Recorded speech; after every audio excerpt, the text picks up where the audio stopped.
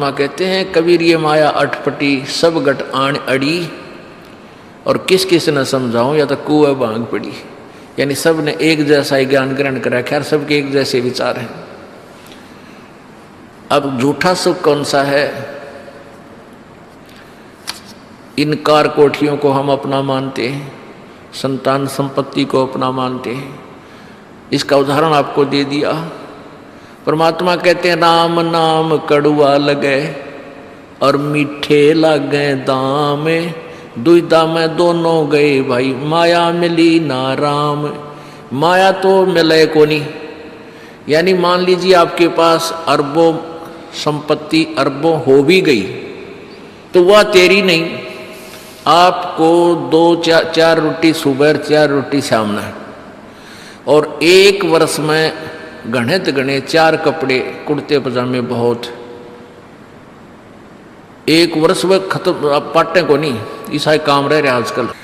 और 2 जोड़ी चप्पल कुर्ते जूते, और एक खाट का स्थान, एक चारपाई आ जा, गणित गणित 2 आ जा, जितने एक परिवार एक व्यक्ति को एक चारपाई। कहने का भाव यह कि ऐसा सीमित सा मकान, इतने की आवश्यकता आपको है, और बाकी पैसा आपके पास उसने के सिर में मारोगे, क्या करोगे उसका? अब या तो कि तो बकवादा में लावेगा, कि तो शराब पीवेगा, कि तो और कोठी खरीद कर गिर देगा, उस पर कोई कब्जा कर लेगा, फिर लट्ठम लट्ठा मुकदमे होंगे। या कोई ले लेगा रिश्तेदार या कोई मित्र बनकर फिर देखो ना, फिर खेचा तानी रात ने नींद आओ ना। वह रखेगी बेगन में पात्रे वो माया तने जीर्ण नहीं दे। और माया तो परमात्मा कहते हैं इस जीव की सबसे बड़ी शत्रु है, जो भगवान से दूर करे। अभी झूठे सुख को सुख मान लिया, कार कोठी होगी, बढ़िया व्यापार बिजनेस या कोई नौकरी होगी, तो भगवान से 100 कोस दूर है वो प्राणी। कोई एक आध पुण्यात्मा इसे प्रेरणा होकर आ जाता, वो तो फॉर एग्जाम्पल होते हैं। तो परमात्मा कहते हैं इसे सुख का आग लगे जो भगवान से दूर करे।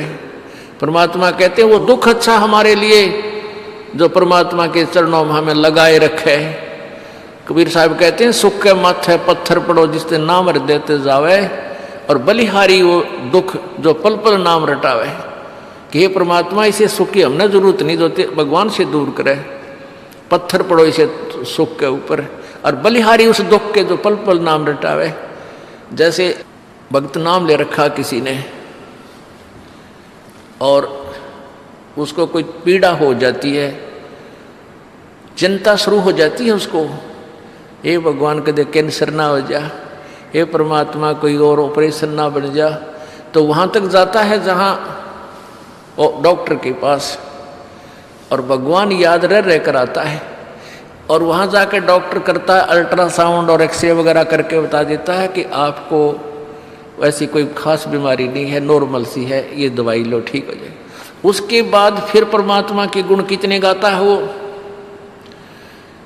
जो भक्ति से दूर हैं वो तो भूल भाल जाते हैं, उनको तो परमात्मा याद आता है, कोई ना डॉक्टर दिखे। और पुण्यात्मा जो भक्ति करते हैं उनको डॉक्टर नहीं भगवान पहले दिखाई देता है। पुण्यात्मा आपके प्रारब्ध में, आपके संस्कार में मृत्यु है और कैंसर से है, और वो होगी, नाम ले रखा आपने। और डॉक्टर ने भी डिक्लेयर कर दिया कि कैंसर है भाई। पीछे आपको उदाहरण दिया था, एक लड़का रोहतक से, इकलौता पुत्र, और 10 साल के बाद पुत्र प्राप्ति हुई। और उस लड़के का कान में कैंसर बता दी, PGIMS रोहतक तक। उन डॉक्टरों ने फाइनल कर दिया और उसका पूरा डाटा अपने मोबाइल में नोट कर दिया कि इसका ऑपरेशन करवा ले और दिल्ली ले जा, हम नहीं कर सकते। वो रोता हुआ यहाँ आए। अब क्या है कि ये काल बड़ा उस्ताद है, थोड़ा सा सुख होते ही भगवान ने भूलन लाग जाए। वो 5 महीना में आए हमारे पास रोहतक से, जबकि आए महीने आना चाहिए था। 5 महीने में पता करा भाई कितने दिन में आए हो, 5 महीने वाला गेला। हमें भी ज़्यादा खेचा तानी करें भाई इतना लेट क्यों हो गया, तो भगवान ने नहीं चाहिए तो फायदा क्या होगा। ये कुदरती है, जब इस महीने 2 महीने में आपका प्रेरणा नहीं उठी, लोर नहीं उठी आने की, तो फिर भक्ति कहाँ चल रही है आपकी। बंधन तोड़ कर आ जाओगे जिसके अंदर भक्ति चल रही है, चाहे कितनी दूर भी क्यों नहीं है इंसान। भारत में कोई दूर थोड़ा है, कोई वीजा थोड़ा बनवाना है दोबारा आने के लिए। और वो भी नहीं आ पाते हैं, फिर भक्ति नहीं चल रही उनकी, तो फिर रोए दोनों, और लड़का भी रोए, उसकी पत्नी भी रो, उसका बाप भी, दोनों। वो लड़का छोटा ही था, 12-13 साल का। कहने लगे जी कैंसर बता दी, हमारा इकलौता पुत्र है। बुरा हाल, मेरी नहीं सुने, रोए रो। वहाँ बेटा बात सुनो, आप दोबारा चेक कराओ और पूरी श्रद्धा रखना मालिक में। आप दोबारा ऑपरेशन कराने से पहले चेक जरूर करा लेना। ऑपरेशन नहीं मना करता मैं, और ऑपरेशन भी मालिक की दया से सफल होया करे इसी बूंदी बीमारी का। तो उनका यह बात जच गई, जानते डॉक्टर से कहा जी इसको ऐसे, वो रिपोर्ट दिखाई और फिर कहा जी, वो डॉक्टर ने कहा अभी मैं दोबारा चेक कर लूँगा। मालिक प्रेरणा करता है कि एक बार चेक करना पड़ेगा, मैं ऑपरेशन करने से पहले चेकिंग फिर करूँगा। दोबारा चेक किया, उसने बताया इसका कोई कैंसर नहीं है और कान की हड्डी बढ़ है और 6 महीना में एक बार दिखा जाइए, तो आप पर ठीक हो जाइए।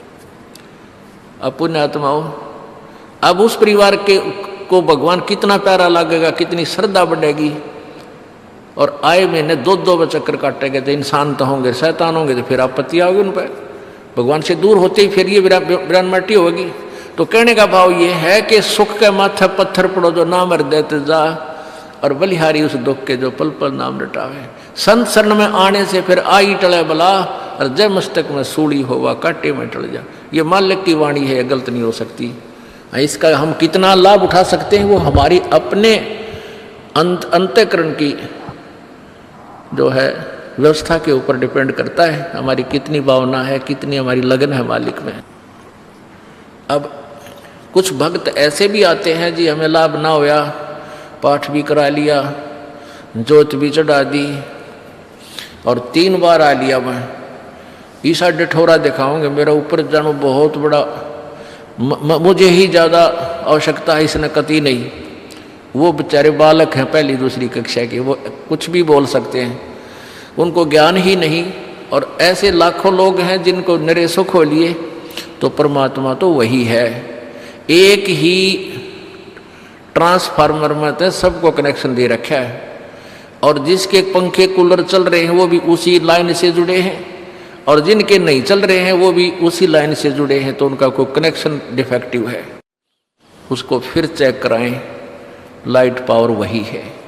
कहते हैं सतगुरु के दरबार में कमी काहे की ना, अंसा मौज नहीं पावता तेरी चूक चाकरी में। कि इस परमात्मा के दरबार में किसी चीज की कमी नहीं। और परमात्मा आप बताते हैं कि यदि तुझे लाभ नहीं मिल रहा तेरी चूक चाकरी में, आपके अंदर कोई श्रद्धा में कमी है, आपकी भावना में कमी है, या आपका कनेक्शन लूज है, आपका कनेक्शन कट ऑफ हो गया, वह पावर आ नहीं रही। इस परमात्मा कबीर जी के शब्दकोश में असंभव शब्द नहीं है।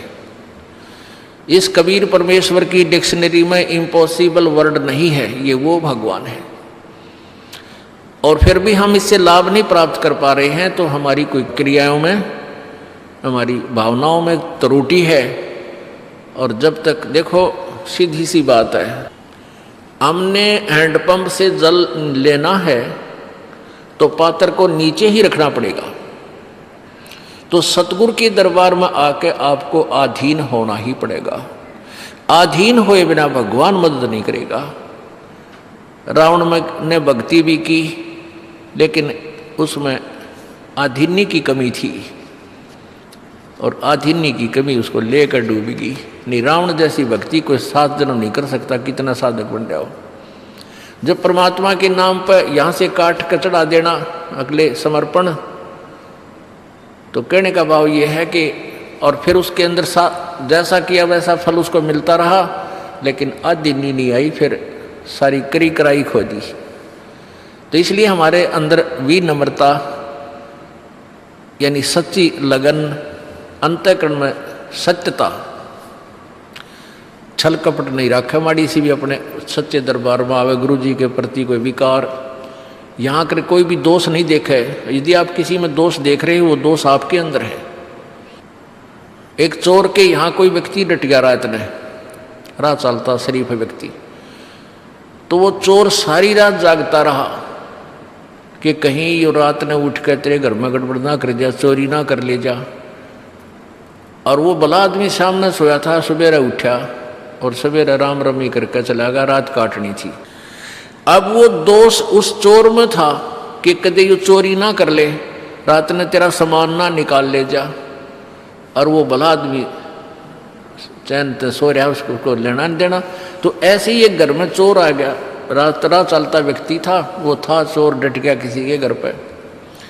उस भले व्यक्ति ने वो चोर ना दिखाई दे था, क्योंकि उसमें दोष नहीं था। उसने अपने घर में उसको रोका, गर्मी सर्दियों के दिन थे, वहीं जहाँ आप सारा परिवार सो रहा था वहाँ सो गया। रात ने उठ कर उन्हीं के घर में चोरी करके चोर जाता रहा। अब वो भले आदमी के मन में दोष नहीं था, वो ना जा गया, क्योंकि उसने अपने जैसा दिखा था। और वो भला आदमी उस चोर के घर डटिया, तो उस चोर ने वो भला आदमी भी चोर दिखाई देता, वो दोष उसके अंदर है। तो इसी प्रकार आप किसी अन्य में कोई दोष देख रहे हो, वो आपके अंदर उससे अधिक मिलेगा। ये टटोल कर देख लेना। जब आपके अंदर कोई दोष है नहीं तो आपको दूसरे में दिखे को ना। ये एक अपना दर्पण है अपने अंदर के विकार देखने का। परमात्मा कहते हैं बुरा जो देखने में चला बुरा ना मिलिया कोई, और जब दिल खोजा अपना मेरे तो बुरा नहीं कोई। जो क्रिया हम बुराई करते हैं हम दूसरे में देख लेते हैं, 20 आगे गावांगे, देख रहे वो नौकरो थी, वो नौकरो था, और वो आप 20 करे उतने। तो हमने पहले अपने अंतःकरण को साफ करना चाहिए, फिर और करें तो अपने आप बढ़ेगा। तो हम ठेकेदार ना बनकर अपनी भक्ति करें और परमात्मा को पाने का प्रयत्न करें, यहाँ से पीछा छुटवाने का।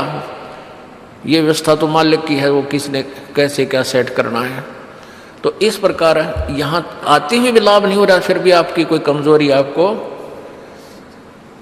सेध रही है, दुख दे रही है, बाधक बन रही है, उसको ठीक करो। अब प्रसंग चल रहा है कि झूठे सुख को सुख है ये मान रहा मनबोध, ये सकल चबीना काल का और कुछ मुख में कुछ गोद है। अब परमात्मा क्या बताते हैं,